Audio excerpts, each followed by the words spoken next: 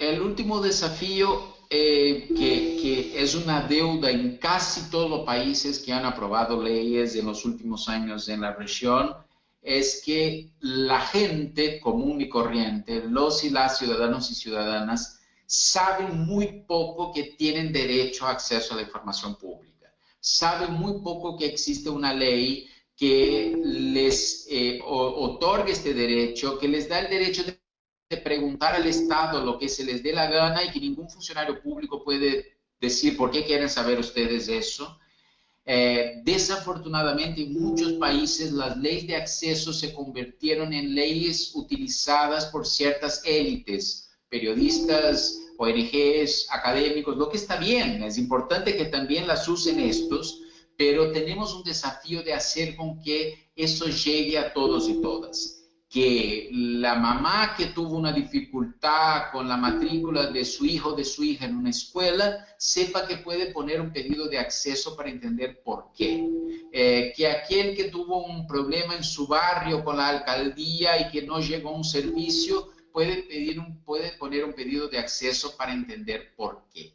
Cuando logremos este punto, vamos a tener llegado a un momento en que la implementación de la ley pasa realmente a ser algo que llega a toda la sociedad y eso va a ser una medida de éxito de estas políticas y ojalá eso esté en nuestro horizonte hacia 2030.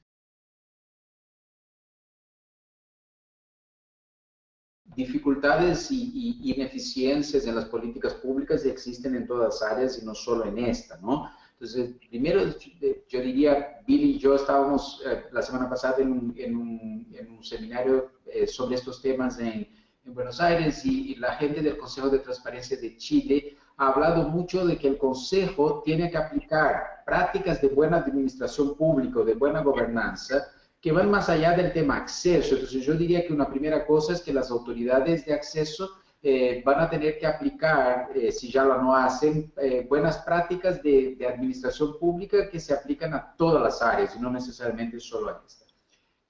La otra cosa es que muchas veces estos errores o estos desperdicios ocurren por el mismo desconocimiento de los actores de cómo hacer un buen uso de las leyes de acceso. De nuevo, volvemos al tema de la educación sobre el acceso. El tercer punto es que muchos gobiernos están haciendo hincapié en que las políticas de acceso abierto, o sea, de ofrecer proactivamente información, en lo que se llama transparencia activa, es una de las maneras de disminuir los costos de la llamada transparencia pasiva, que es cuando se pide acceso. Eso en parte es verdad, pero yo haría acá un paréntesis y una alerta, que la transparencia activa no sustituye el derecho de acceso a la transparencia pasiva, porque muchas informaciones que el ciudadano puede pedir, ese ejemplo que dábamos antes de la madre que tiene un tema con la escuela de su hijo, no se resuelve con transparencia activa, porque eso solo se afecta a esta persona. Entonces, es necesario seguir con el tema de la transparencia pasiva también. Y finalmente, yo diría que los estados, y México es uno de ellos, que han logrado mecanismos de ventanillas únicas a través de gobiernos, de sistemas de gobierno electrónico, también es el caso de Brasil, han hecho con que el sistema de pedidos sea más eficiente. Pero no sé si Bill tiene algún otro ejemplo.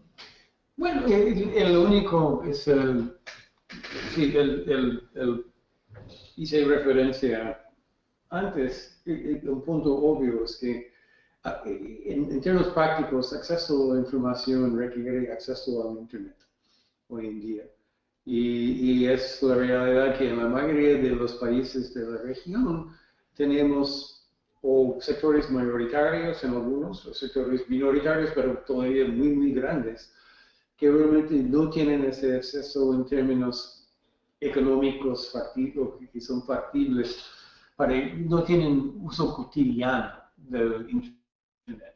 Y muchas veces los datos oficiales sobreestiman el acceso al Internet que tienen los ciudadanos, porque pueden ser, si tienen acceso en el sentido literal, que pueden irse a una escuela o un lugar que tiene servicios comerciales, Internet y todo. Pero realmente si estudiaras los usuarios más comunes en todas las leyes que sí están funcionando, es obvio que tienen acceso personal a través de sus computadoras personales o sus smartphones y todo. Y obviamente son de cierto nivel de la sociedad, es gente de mayores ingresos, educados y todo. Entonces, yo creo que el segundo objetivo fundamental de esta campaña o movimiento para acceso a la información es hacer ese acceso realmente universal para todos. Y eso requiere reconocer el acceso a Internet como casi un derecho humano, como acceso al agua potable. Y Verónica, si me permite solo añadir una cosa que quizás también puede estar relacionada a la pregunta que nos hace la participante. En algunos países, los llamados Informational Commissioners, ¿no? los que gerencian la aplicación de las leyes, en el caso mexicano es el INAI, se quejan de lo que se llama de vexatious requests, ¿no? Entonces, por ejemplo, el tipo que pide, quiero saber toda la información sobre tal tema en los últimos 100 años. Y evidentemente es un costo para el Estado generar la información referente a un tema en los últimos 100 años. Y ahí una de las buenas prácticas que han sido adoptadas por distintas autoridades reguladoras es la práctica de una mediación negociada sobre estos pedidos. Lo que quiere decir eso, algunas leyes autorizan la autoridad a negar estos pedidos porque son muy amplios. Las mejores prácticas son de las autoridades que no niegan el pedido de una, pero dialogan con aquello que está haciendo el pedido para decir, mire, los últimos 100 años no vamos a poder darte, pero le interesa algo en particular, un periodo en particular, podemos encontrar una forma de reducir el volumen. Y nuestra recomendación es que estas prácticas de mediación sean cada vez más utilizadas. Por ejemplo, algunos documentos, lo que está protegido por las excepciones de la ley es solo un párrafo y no todo el documento. Entonces, la autoridad puede proteger este párrafo e entregar el restante del documento. Entonces, este tipo de negociación es importante porque el objetivo final acá no es cumplir con una burocracia, es ampliar el acceso a la información. Y si podría agregar también una cosa, casi un tema importante y filosófico, es si debe de ser gratis en todos los casos para todos los usuarios.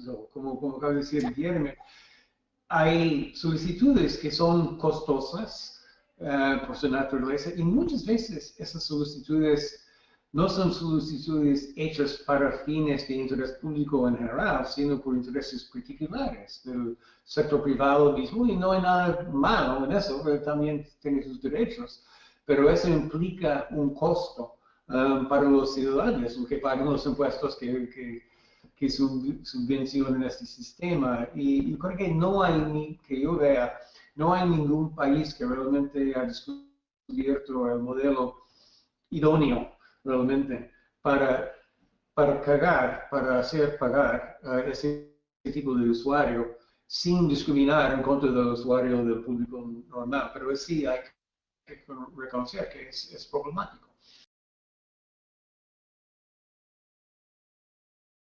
Es algo muy interesante también para hablar de los éxitos de las leyes, mismo en contextos como el guatemalteco, que hay una serie de otras dificultades institucionales, que es nosotros, Bill y yo, ya escuchamos de ministros de Estado diciendo, yo a veces necesito de informaciones de los colegas y pido a través de la ley de acceso porque por lo menos sé que me van a contestar en 20 días. Y creo que estas anécdotas son interesantes para que la gente vea que las cosas están moviendo. Yo sí creo que tenemos algo que celebrar mañana en el Día Internacional de Acceso a la Información Pública.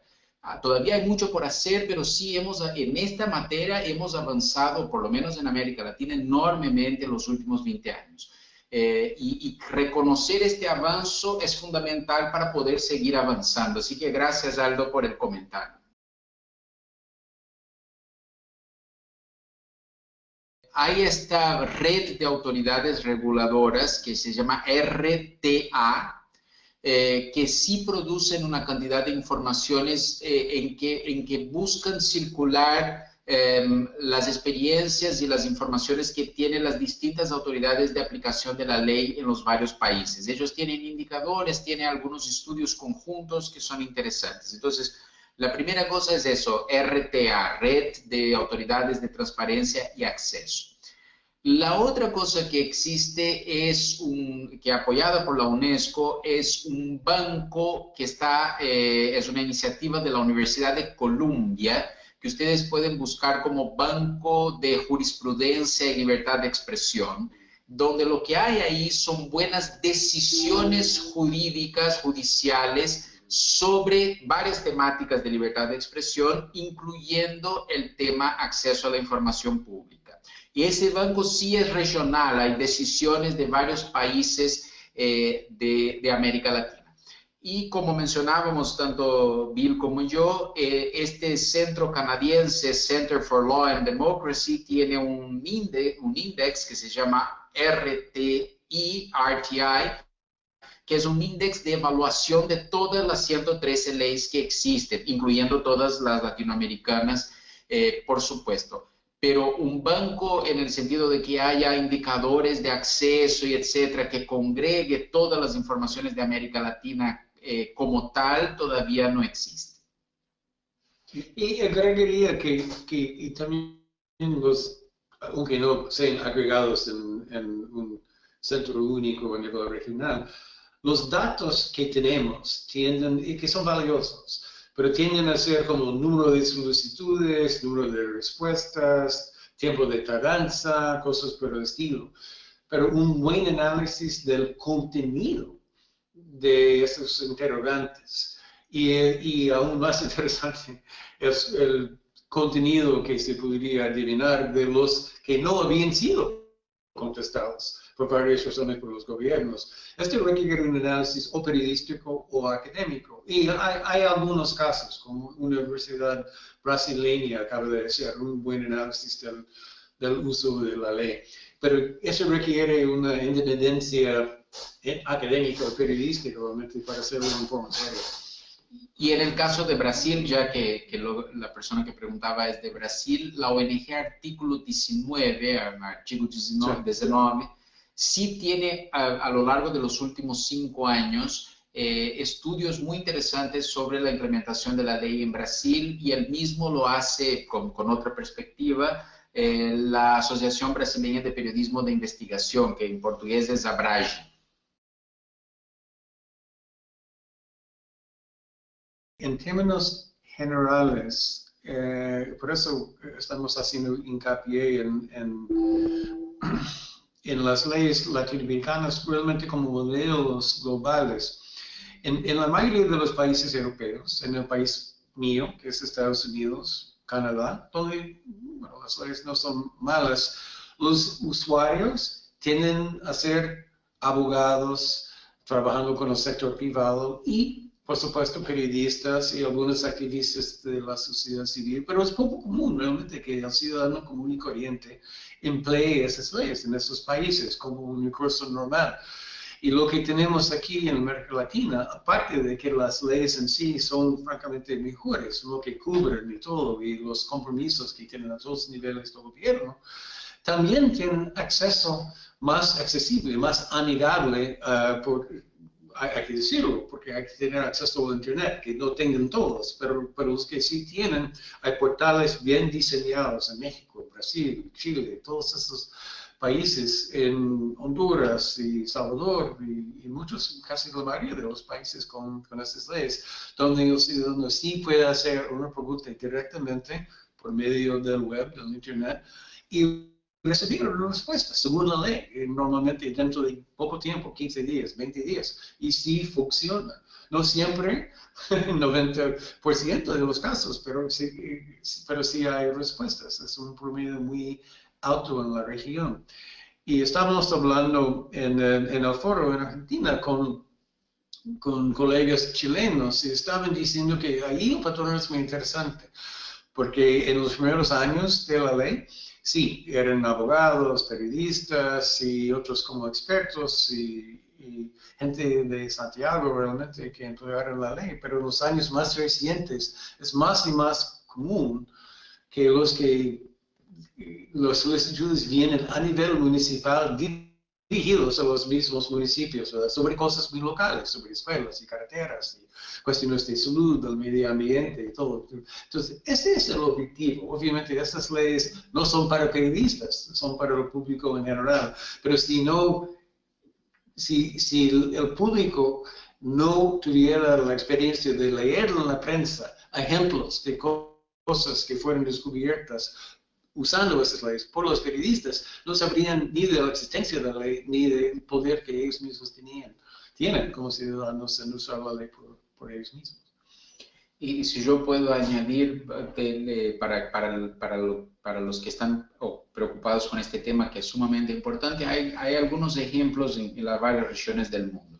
El caso, yo diría, más intenso de un esfuerzo de relacionar la ley con toda la ciudadanía, quizás sea el caso indiano. Si ustedes buscan en YouTube Right to Information India, van a encontrar jingles, documentales sobre cómo acercar la ciudadanía de aquel país con el tema de la ley de acceso. Y la estrategia ya fue muy inteligente en el sentido de que en todos los países siempre hubo una comunidad impulsora de las leyes de acceso, que era una comunidad muy relacionada a estos temas, periodistas de investigación, etc. Y en India ellos hicieron un esfuerzo de incluir otros elementos de la sociedad civil, movimiento de la niñez, movimiento de las mujeres en este proceso. Y eso ha ayudado mucho. Entonces, India es un caso.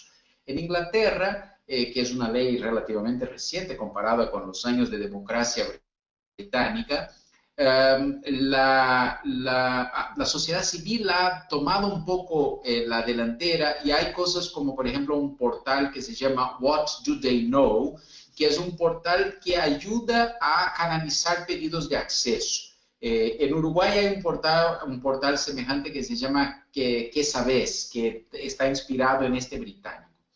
Y en el caso de América Latina, un ejemplo interesante de involucramiento de la ciudadanía es el caso paraguayo, donde la aprobación se dio por una presión ciudadana amplia, no solo de ONGs específicas, aunque ellas estuvieron involucradas, y con un fuerte entendimiento de los periodistas que necesitaban explicar a la gente para qué eso era importante.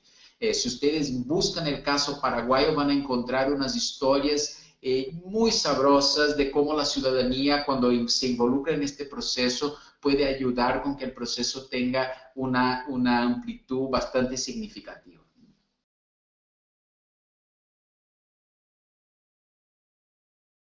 La UNESCO tiene como mandato central la asistencia técnica a los Estados miembros para que estos distintos estados mejoren sus políticas, ¿no? Nosotros no somos un organismo de financiación de actividades o de proyectos. Digo eso de manera transparente y clara, ya como acceso a la información pública sobre la UNESCO.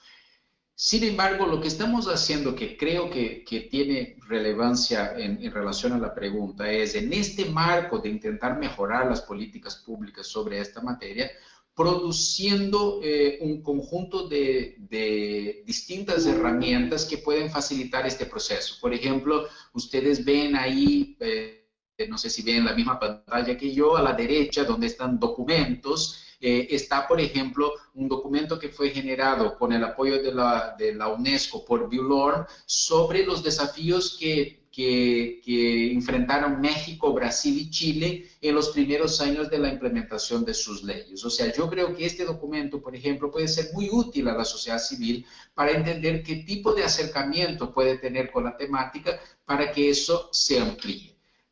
Dentro de poco más de un mes vamos a estar también apoyando, por ejemplo, el Congreso Latinoamericano de Periodistas de Investigación, que se llama COLPIN, que hago algo que venimos haciendo ya hace muchos años y donde siempre uno de los temas centrales con los periodistas de investigación es cómo esta cuestión de las leyes de acceso pueden llegar más a la ciudadanía. Empezando porque los periodistas comenten sus reportajes cuando ellas son construidas con pedidos de acceso, que sí lo fueran así, para que la sociedad entienda que ciertas cosas que están vendiendo a la luz del sol son producidas con pedidos de acceso.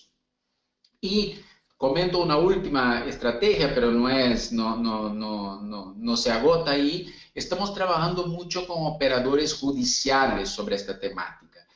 Cómo jueces, fiscales, defensores públicos pueden también agarrar para sí el tema del acceso en dos perspectivas. Una es que ayuden a garantizar que los otros poderes del Estado cumplan con la legislación, pero también que el propio Poder Judicial, que el propio Ministerio Público sean transparentes en las cosas que hacen.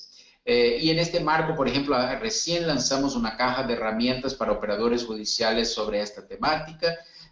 Y fuera de eso, bueno, tenemos por lo menos la iniciativa de organizar algunas discusiones regionales, como esta que va a ocurrir mañana y pasado acá en Montevideo, para seguir poniendo el tema sobre el tapete.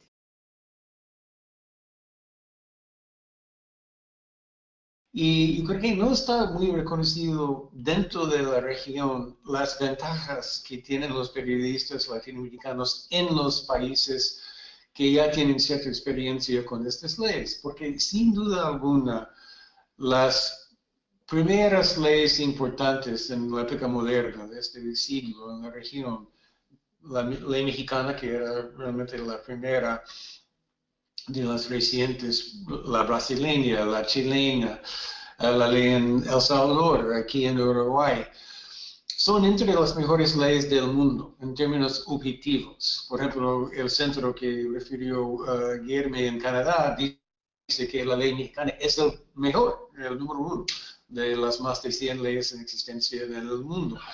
Y una buena evidencia de su calidad es el uso preciso de esas leyes por los periodistas.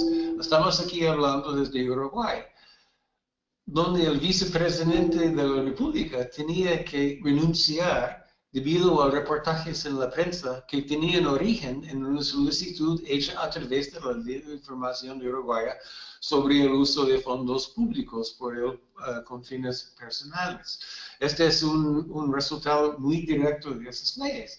Sin embargo, como decíamos, en la mayoría de los países esas leyes son muy recientes. Entonces requiere, para que sean realmente utilizadas en la forma más eficaz e impactante, requiere un proceso de entrenamiento, de capacitación de los mismos periodistas y diríamos nosotros también mayor intercambio a nivel regional entre los periodistas que han tenido más experiencia, como los brasileños, los mexicanos, los chilenos, con los países que ya están entrando más recientemente. Por ejemplo, Argentina, donde la ley nueva entra en vigencia esta misma semana, y estamos los dos la semana pasada en Argentina. Es una ley basada en la experiencia de otros países, bien diseñada, con sus diferencias estructurales, como tienen todas esas leyes, menos centralizados. Sin embargo,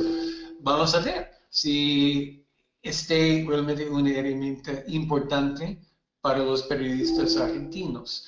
Y esto va a requerir, yo creo que estamos de acuerdo, un proceso de intercambio de experiencias y todo con sus colegas en la región que han tenido oportunidad de utilizar esas leyes en otros países desde hace más de 10 años. Pero queremos escuchar sus preguntas y todo sobre el particular.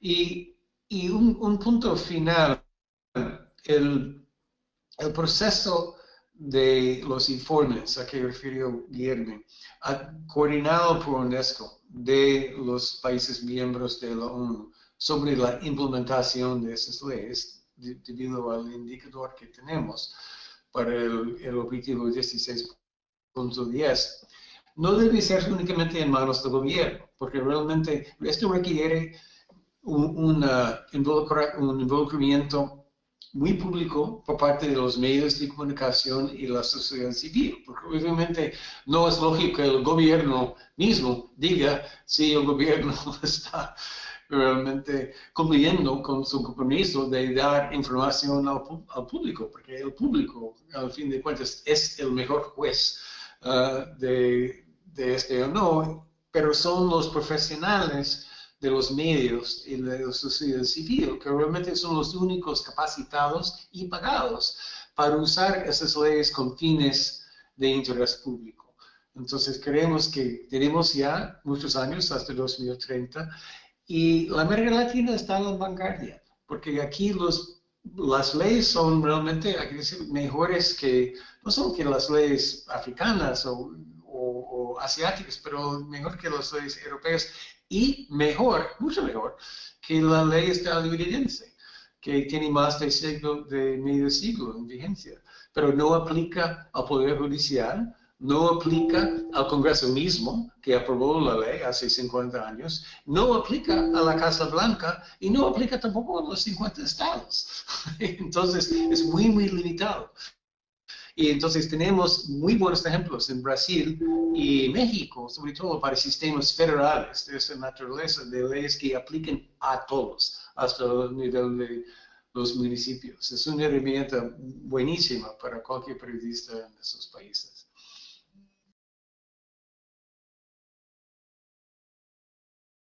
No podemos dejar de discutir las políticas de acceso sin pensar cómo eso se conecta con una otra meta que está en el mismo DS16, que es la meta de participación ciudadana. O sea, cómo las políticas de acceso están o no están siendo efectivas, útiles para mejorar la calidad de la participación de los y las ciudadanos y ciudadanas en la construcción misma de las políticas públicas. Cómo las ideas de gobierno abierto, de lo que sea, están no siendo pensadas en cajas separadas, lo que encargado de fomentar participación en los estados no es el mismo que está dialogando con los de la política de acceso y es otro que habla de gobierno abierto y eso, créame, pasa todos los días. Entonces, cómo esta gente toda trabaja de una manera articulada alrededor del derecho de acceso, pero para fomentar cuestiones concretas como más participación ciudadana.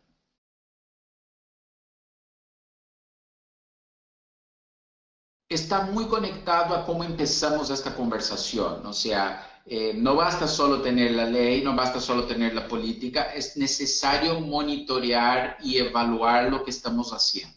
Y para eso es fundamental crear indicadores.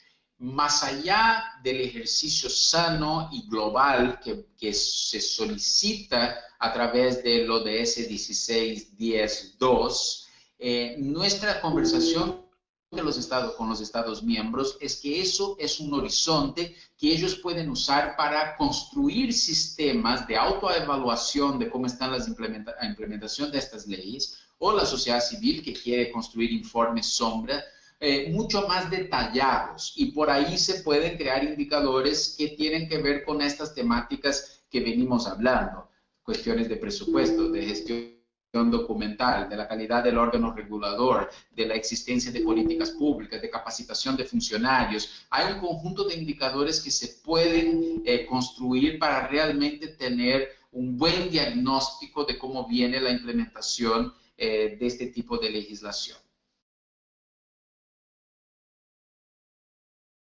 A medida que eso todo se va volviendo más complejo, imagínense ustedes, para dar un ejemplo de la región, la ley brasileña, que se aplica a todos los tres poderes, ejecutivo, legislativo y judicial, a todas las empresas públicas, a todas las universidades públicas autónomas y a todas las unidades de la Federación Brasileña, o sea, 27 estados y 5.500 y pico de municipalidades. ¿Cómo hacer con que la efectividad de la política de acceso a la información pública sin el uso de las nuevas tecnologías? Es muy difícil. Entonces, la creación de mecanismos como ventanillas únicas de acceso, donde las respuestas tiene un acompañamiento automático, el monitoreo de los 20 días que la ley ofrece para contestar, todo eso se facilita mucho si tenemos una buena herramienta de gobierno electrónico para avanzar con este tipo de implementación real de las leyes de acceso.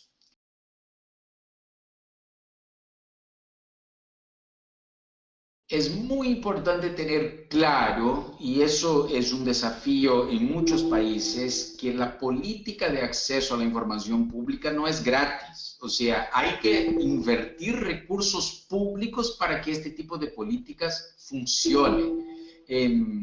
Había una cierta tendencia en creer que los derechos civiles y políticos son lo que se llaman de libertades negativas. O sea, basta con que el Estado no genere obstrucción, esta libertad automáticamente está garantizada. Pero no es así. O sea, si el Estado no pone plata en el proceso electoral, no tenemos elecciones. Si el Estado no pone plata para fomentar la diversidad en el mundo de las comunicaciones, la libertad de expresión se ve perjudicada. Si el Estado no pone plata en autoridades de aplicación, en sistemas electrónicos, en gestión documental, no tenemos acceso a la información pública. Por lo tanto, uno de los indicadores centrales es justamente cuánta plata se destina a las mismas políticas de acceso a la información pública. Después, hay un desafío muy importante de aprender con las experiencias que ya existen.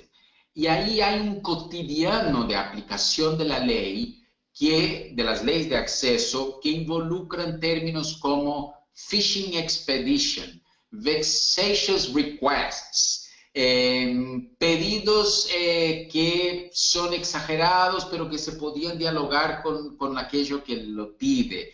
¿Qué hacer con cosas como los mails? ¿Qué hacer con países donde hay empresas públicas que compiten en el mercado privado? O sea, hay un conjunto de cuestiones muy objetivas, muy directas, que algunos países ya lidiaron con ellas, ya desarrollaron buenas prácticas o ya desarrollaron malas prácticas.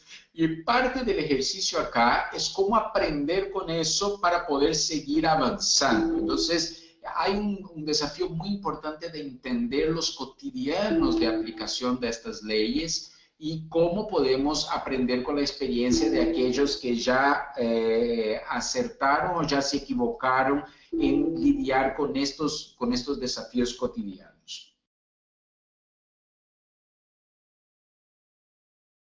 Algo que si hoy ustedes me preguntaran, bueno, pero de estas 10 cosas que tú vas a mencionar como desafío, si tuvieras que elegir una, ¿cuál elegirías? En este contexto actual, yo elegiría esta que está en la pantalla de ustedes.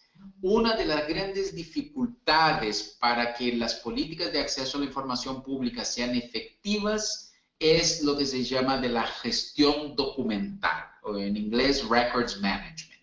Este señor que está ahí en la pantalla es un funcionario público y a ellos le pidieron una información. ¿Dónde está la aguja?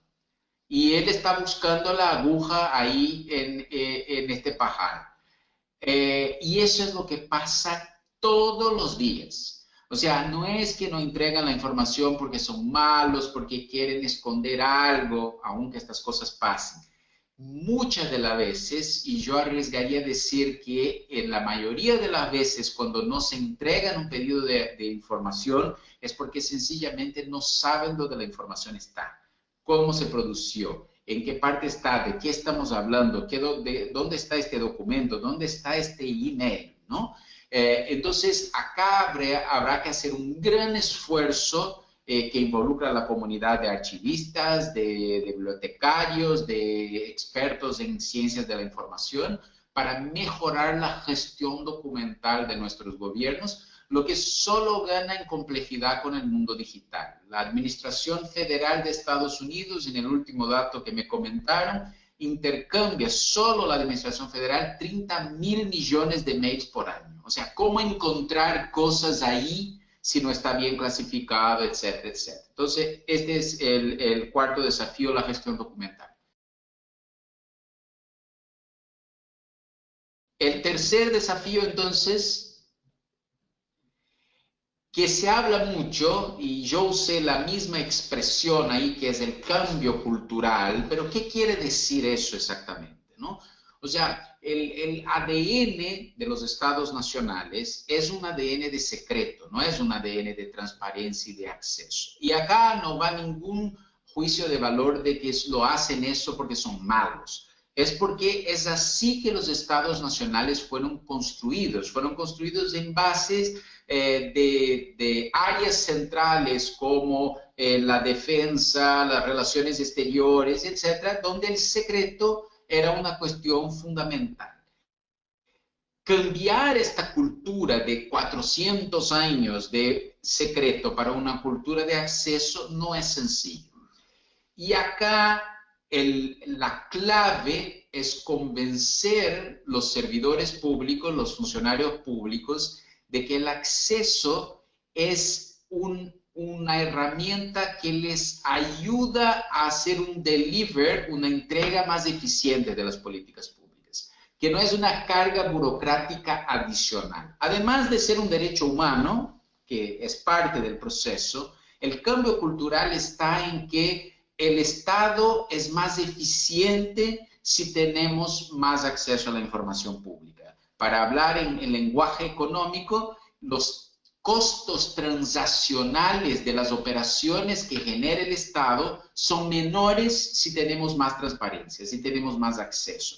Y no solo como una herramienta de combate a la corrupción, que también es importante. Para todo, tenemos mejores políticas de educación, de salud, de seguridad. Entonces, acá el tercer desafío importante es un desafío de cambiar la cultura del secreto para la cultura del acceso, en la cual la información deja de ser una commodity en las manos de los funcionarios públicos y pasa a ser un bien colectivo en las manos de la sociedad. Es fácil de decir, pero no es tan sencillo de hacer. Y ahí, bueno, capacitaciones como estas y otros elementos pueden ser importantes en este proceso.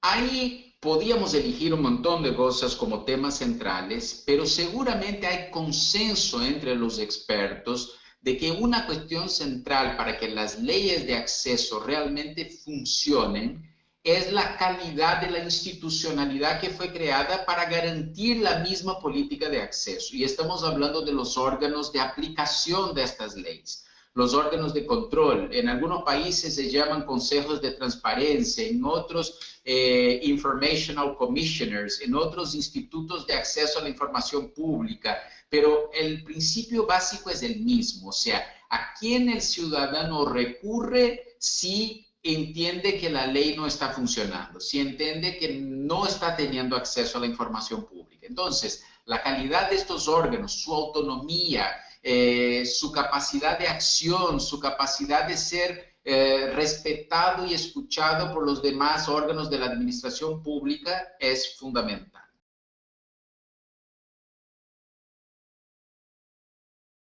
Bueno, como pueden ver, estoy aquí con Guillermo Canela. Los dos estamos aquí en la sede regional de UNESCO en Montevideo.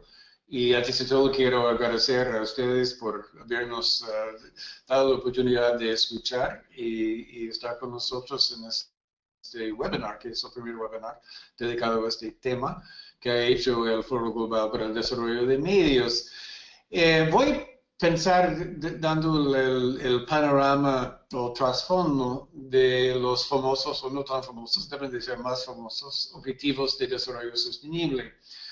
Como ustedes saben, fueron aprobados en forma unánime por los Estados miembros de la ONU en septiembre de 2015 y tienen vigencia hasta 2030. Entonces es un programa, son compromisos de 15 años. Y como sabrán también, los grupos que están unidos en el Foro Global nuestro, grupos que trabajan en el desarrollo de medios, en entrenamiento de periodistas y libertad de prensa, abogábamos en la ONU, antes de la aprobación de estos objetivos, en un proceso de cabildeo que también fue respaldado por muchos otros grupos de la sociedad civil alrededor del mundo, abogamos por la inclusión de este principio del acceso a la información que implique, obviamente, dentro de un ambiente de libertad de prensa y libertad de expresión. Ustedes pueden leer lo que tienen ahí enfrente, que tiene el objetivo 16, que tiene 10 blancos o metas. Lo del acceso a la información es uno de ellos. Y obviamente el objetivo es muy ambicioso, lo puedes leer, y esos 10 metas o objetivos están todos conectados entre sí, pero diríamos nosotros que el último, el 10º de esos, que es lo que garantiza el acceso público a la información y la protección de las libertades fundamentales, es un blanco o meta necesario para los demás de los 17 objetivos de desarrollo sostenible, que tienen entre ellos 169 metas o blancos específicos como este, muy concretos. Bien, entonces ha sido probado, ya es un compromiso de todos los Estados miembros de la ONU, y entonces, ¿qué? Jeremy le va a explicar lo que está haciendo UNESCO, porque UNESCO es la agencia de la ONU que es la agencia encargada de hacer el proceso de monitoreo, que tiene base de, obviamente, de información a nivel nacional, pero también tiene unas pautas globales para medir esos compromisos. Pero los indicadores que han sido aprobados dentro del sistema de la ONU son dos.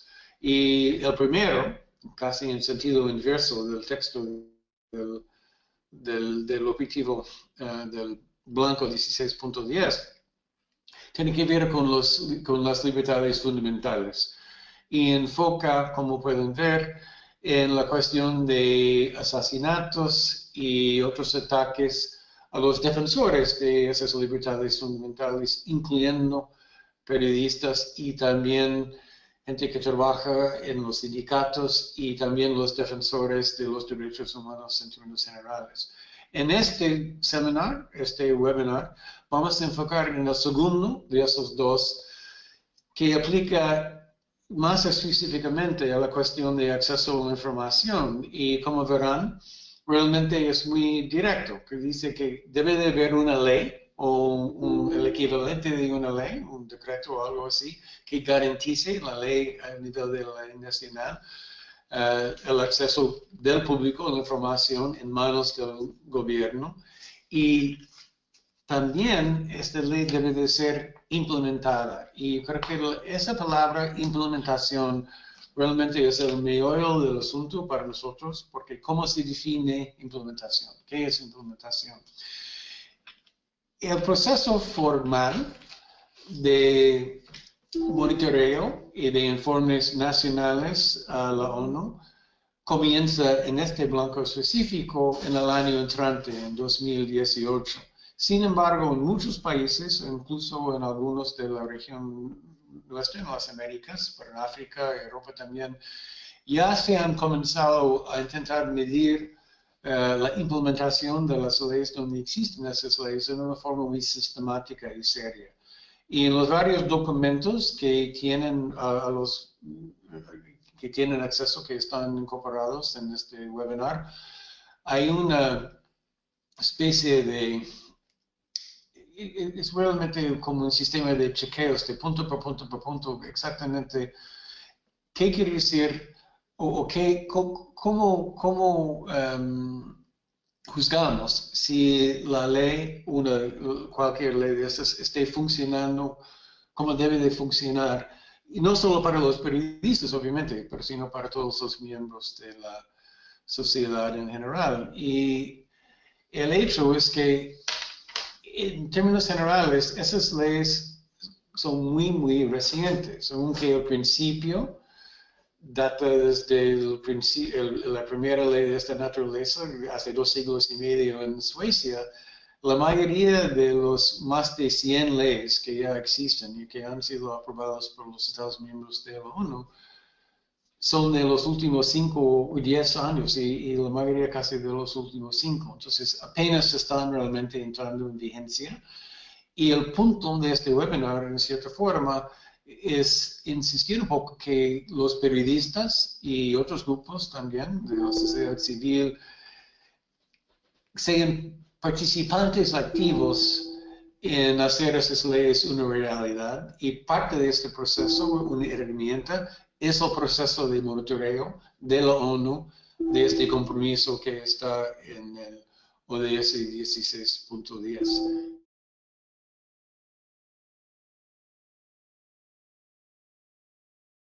como el acceso a la información pública como un tema en sí mismo dentro de, siendo una de las metas de la Agenda 2030, puede ser trabajado por todos los stakeholders relevantes, pero también cómo el acceso puede ser un garante de los otros objetivos que hacen parte de la llamada Agenda 2030. Entonces, mi intervención para discutir con ustedes está basada en dos momentos.